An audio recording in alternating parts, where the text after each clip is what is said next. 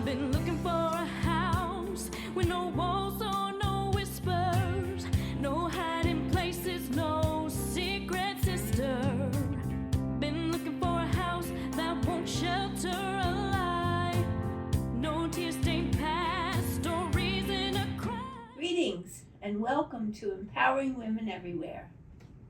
I am your host, Nan Gill, and today our guest is attorney MichaelSussman. He has been a resident of Orange County, New York for 40 years, serving the underserved. And today, he is running for Orange County Executive. Welcome, Michael. We're happy to have you. Good morning. Great to be here. Nice to see you. How are you today? Oh, very well, very well. Good. You're running for county executive. Well, I've spent many years working in this county on many issues. And many of them come back, in my opinion, to the management of our county. Right. That is, to creating programs which actually resolve people's problems and address their needs. And unfortunately, we've had an incumbent for 12 years, and the gentleman, from my perspective, has not really focused very much attention or concern on those deep needs.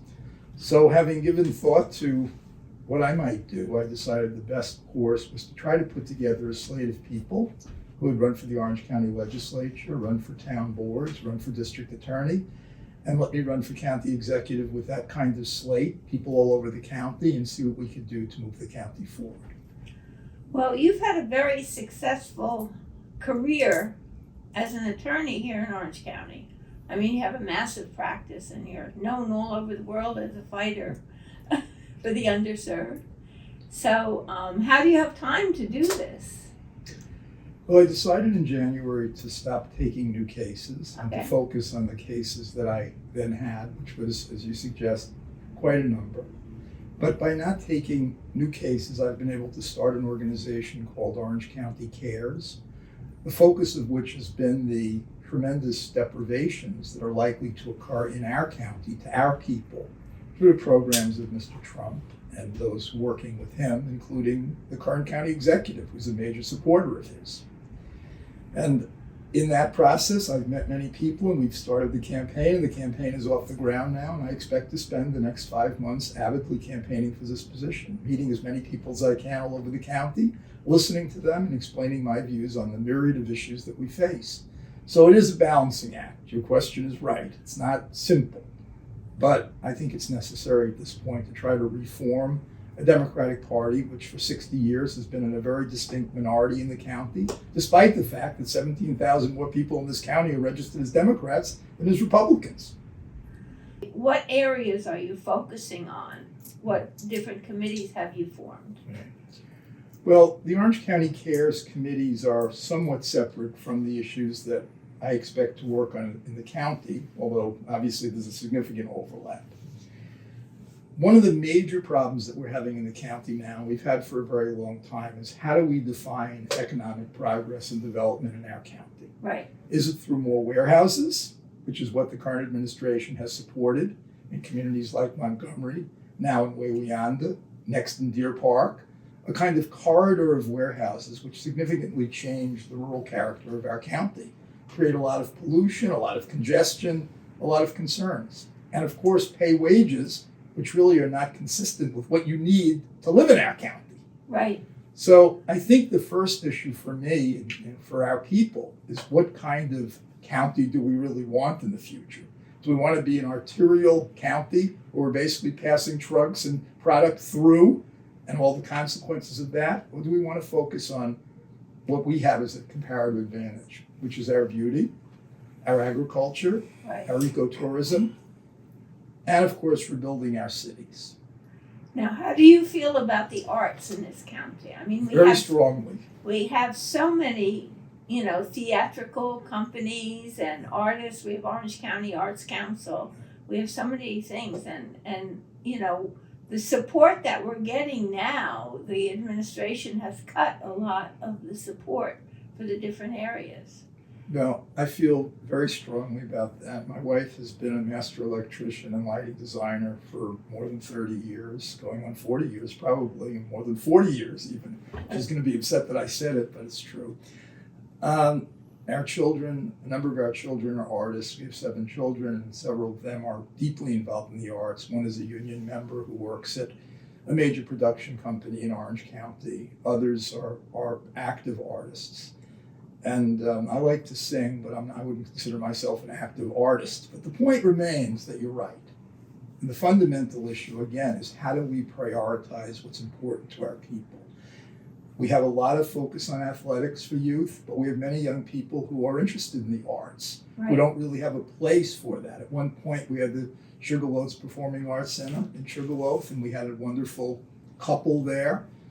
And they were doing a tremendous amount of arts education with young people, giving them a chance to perform, being very inclusive, teaching technical theater as well. It was a wonderful thing.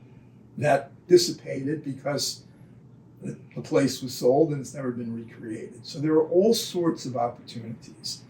And I am going to be avidly supportive of that. I have a large art collection. I hope to move my art collection into Orange County Government Center to enrich the people of the county so they can see real art on the walls.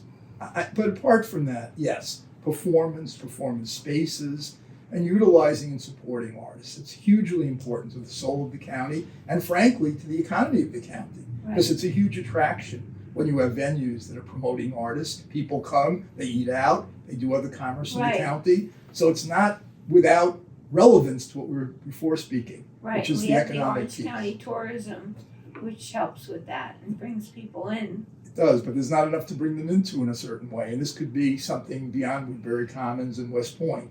And it could be a real focus. The other thing to say is that a community like Port Jervis, where housing costs are reasonable compared to the rest of the region, I see those structures, many of those structures in that city, beautiful old structures, as worthy of reclaiming. And I think that if you went out to the artistic community in New York City in other ways, you would have people who would be very interested in coming up and creating a real artistic center there. And it would really tremendously energize the community. And again, have great broader commercial impact. Right. Now, what's your position on women's rights? Well, as you know, I've been a civil rights lawyer for 47 years. And the issue of women's rights has many, many components. So I'll tell you some of what I've tried to do regarding women's rights. First of all, for 35 years, I've represented many midwives around New York State. I still represent midwives in the state. Midwives have often been oppressed by a male-dominated obstetrical community, which has been more interested, frankly, in keeping the births and in ensuring that midwifery practice is accessible to large numbers of women. And there's been a huge amount that I've had to try to do to represent individual women, but also, as I see it, the broader community of women who want those sorts of services. Pay equity is another issue that I've been working extensively on. Right now I have a major lawsuit in New York State for people who work as nurse practitioners, more than 200 women, it's a class action, who work for New York State, who are paid at levels far, far beneath what they do on a day-to-day basis.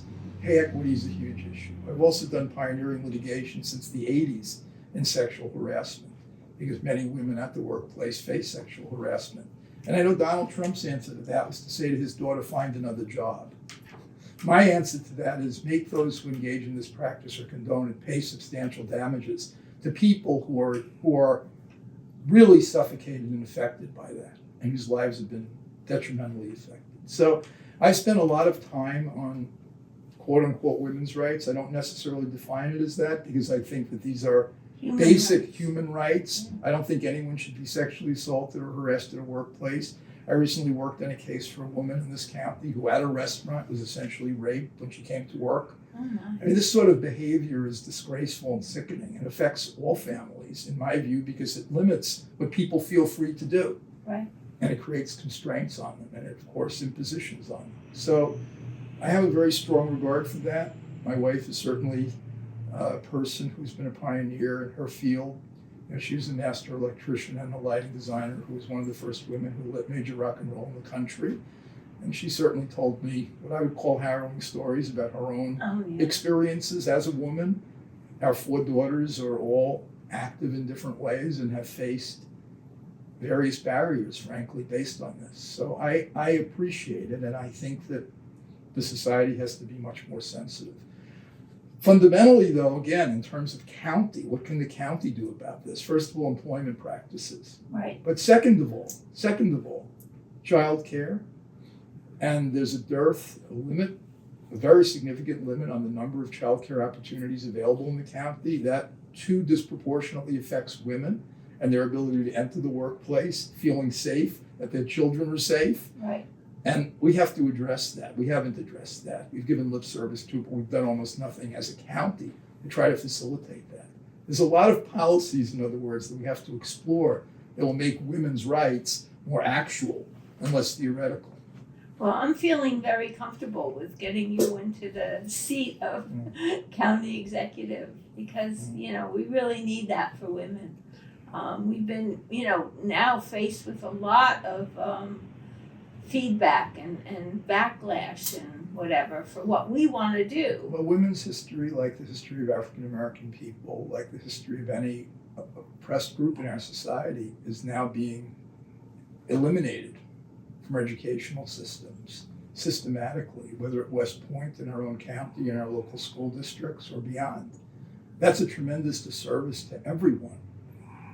The truth will set you free, and attempting to suppress what really is the history of our country, for better and for worse, is not a formula going forward, and I resist that deeply. And when you talk about running for county executive, one of the issues for me is standing up to the regressive policies that are ongoing in all spheres of social and collective life. We have to recognize that there's a stream of consciousness here that is consistent across these spheres of life, which is regressive and denies our history. And I feel very strongly that we have to, as leaders, speak against that and act against that and not just be passive in its presence. We're a person now who's either passive in its presence or supports it. That doesn't help our residents. Our residents need a fighter who is going to say, with regard to curriculum in schools, it will be inclusionary, and I'll be proud of that. It will be diverse. It will focus on equity. These are not curse words. They're essential. Well, I know you're a fighter, but you're very calm about it and very, very thoughtful as how you're going to move and how you're going to address the situation. Well, I think really what's important, Nan, is this. I think we've often polarized people and put them in categories, and that's a really bad thing to do. I fought for religion, for instance. I think religion is an important element of our society. I fought for people who've tried to express their religion. And many people who have politics otherwise similar to me say, what are you doing? What are you doing? What are you doing? And I disagree. I think that respecting people's religiosity, their beliefs, is very critical. I also think that people of different political parties share a great deal. I don't think that when we have pollution in our county from a fossil fuel plant like CPV, it knows who's a Democrat, a Republican, an independent, a Green Party member, a communist. It doesn't know anything like that. Pollution is pollution. All of us have concerns for our children, our grandchildren. I don't have yet any. I'm hoping for some. But the point is, there's no distinction. When we talk about the rights of women are harassed at work, not by party. It's not done by political party. You're a Republican, therefore you're a Democrat. Therefore, that's not what happens. When we talk about the need for a better transportation system, better housing, these aren't issues for one political party. They're issues for the people's best interests. Right. And I think when you speak about it that way and understand it that way and try, if you will, calmly to explain it to people that way, hopefully the message gets across. We're very polarized right now, and that polarization counts against problem solving. We have to focus on problem solving and have tables long enough for people who have an interest to sit around and come to resolutions. I think that was really a specifically directed point where people, certain people tried to polarize us. Yeah. That we're really basically all people, right. And that we have to respect other people's wishes and who they are. And it doesn't make it that we're any worse or any better. It's just that we are working together to make a world that works better for everyone. Well, we're certainly at a point now of tremendous conflict. And no one can deny that we're at a point of tremendous conflict. And that's been going on now for the better part of a decade, since someone took an escalator ride or an elevator, whatever they took, an escalator down a lobby in New York City. And we've had a great deal of name calling, we've had a great deal of people based on their disabilities, based on their gender identities, based on their religion even, shamed. But that's not the rule of government. Government is not to shame people or No. embarrass people or to give people a feeling that they're inferior or that their way of being is somehow not right. Government's purpose, as I see it, is to try to meet people where they are and respond to the problems that they have in a creative way as best we can, given the resources we have. So that's what I intend to do, and it's a different style. It's a more hands-on style.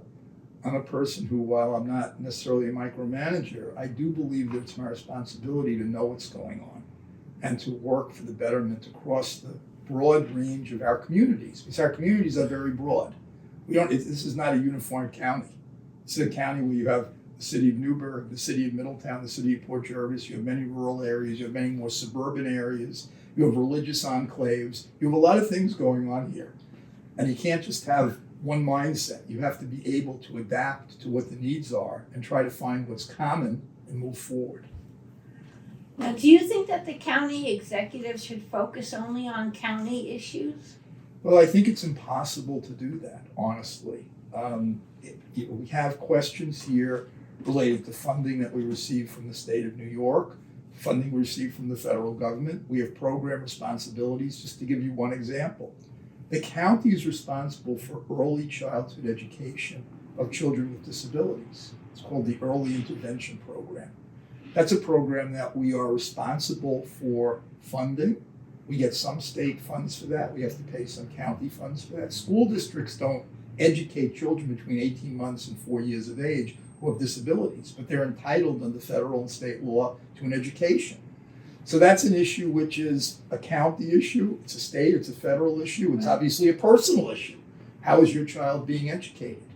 I had to go to federal court to get Orange County under this administration to properly implement that program. It wasn't doing it. It didn't have providers. Now some people have stepped forward to provide, but we still have long waiting lists. We still have children at that tender age who could be positively affected by services, not getting services. So the county executive needs to go out and beat the bushes and explain to people that if you have these skill sets, if you have speech therapy in your background, if you're someone who can do occupational therapy, if you're someone who has skills, we need to bring you in. We need to also compensate you properly. The county right now takes 90 days to pay the bill that someone submits who's doing those services. Oh my goodness.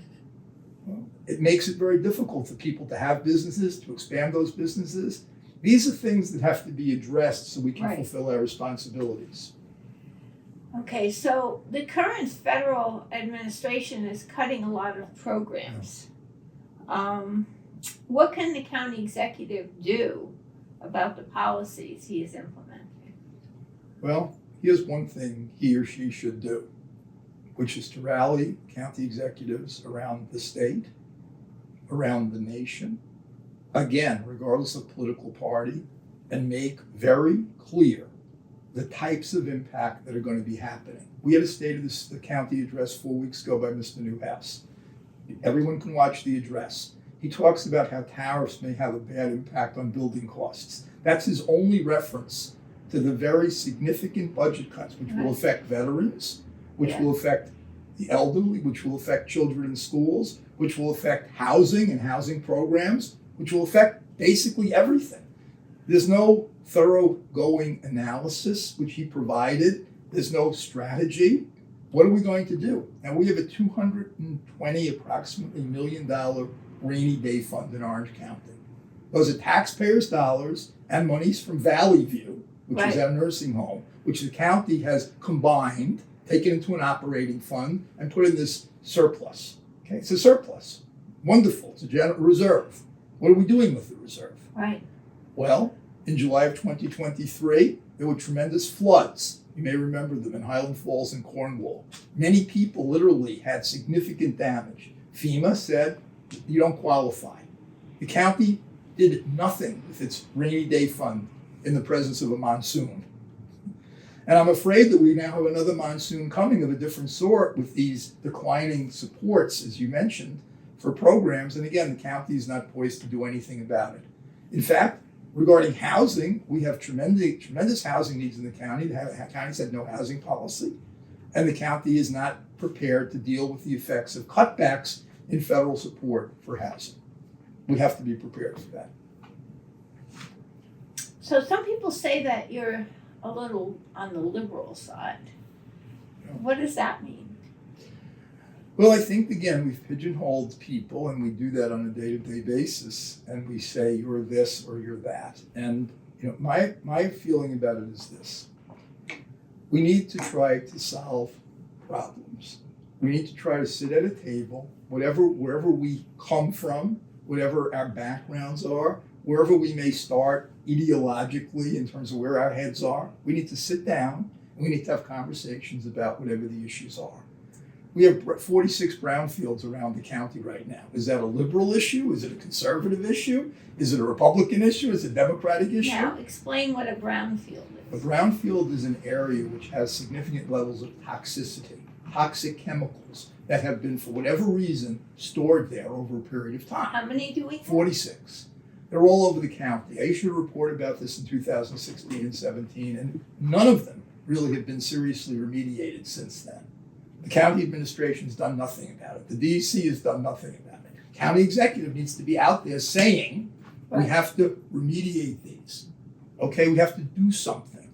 We have the continuing problem with the water filtration issues coming from Washington Lake with the various substances that polluted the water in the city of Newburgh. That's still dragging on. What is the county executive doing or saying about it? This is all to say liberal, conservative, this, that. I'm more focused on what are the problems affecting you and your family? How can we address those problems? Now, you might say, I don't care.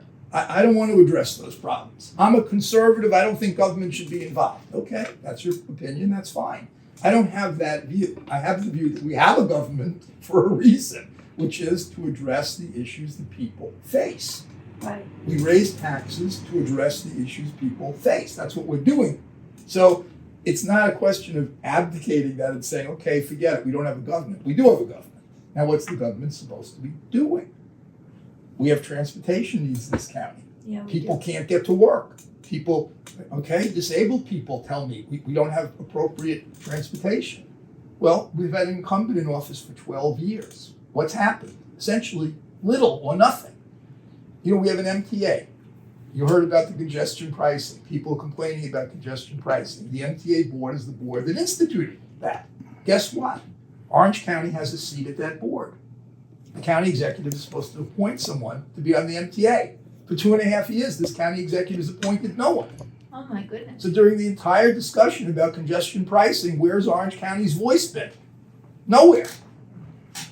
These are the sorts of things that I don't know how you consider them liberal, conservative. They're really not. They're about, again, facing the issues in the community in a wide-eyed manner, telling the truth about those issues, trying to bring the stakeholders together, and figuring out what we might do.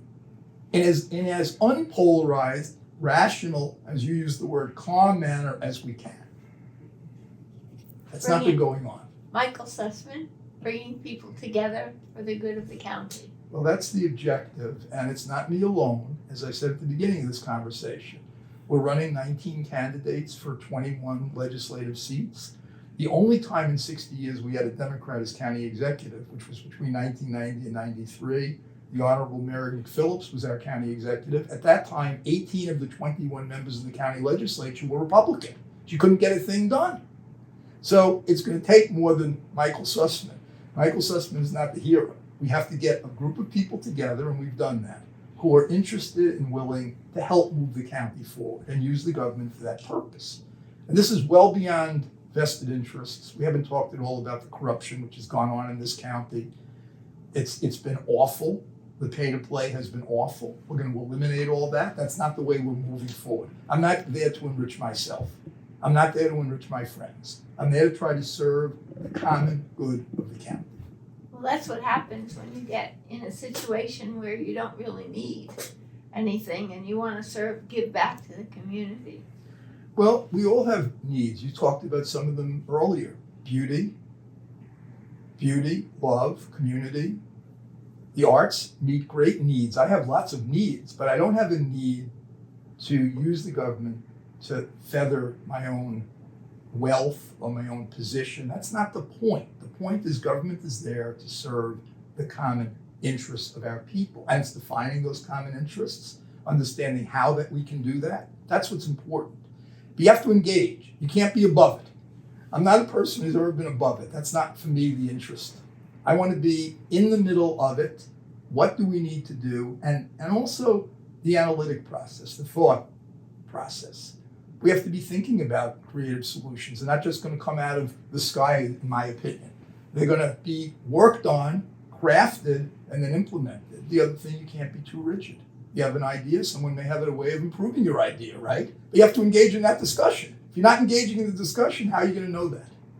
Now, if somebody wants to engage in a discussion with you and tell you about what their needs are and what they want to see, how would they get in touch with you? Call me at 845-294-3991. I'll probably pick up the phone. You can also go on the campaign website, elect Sussman County Executive.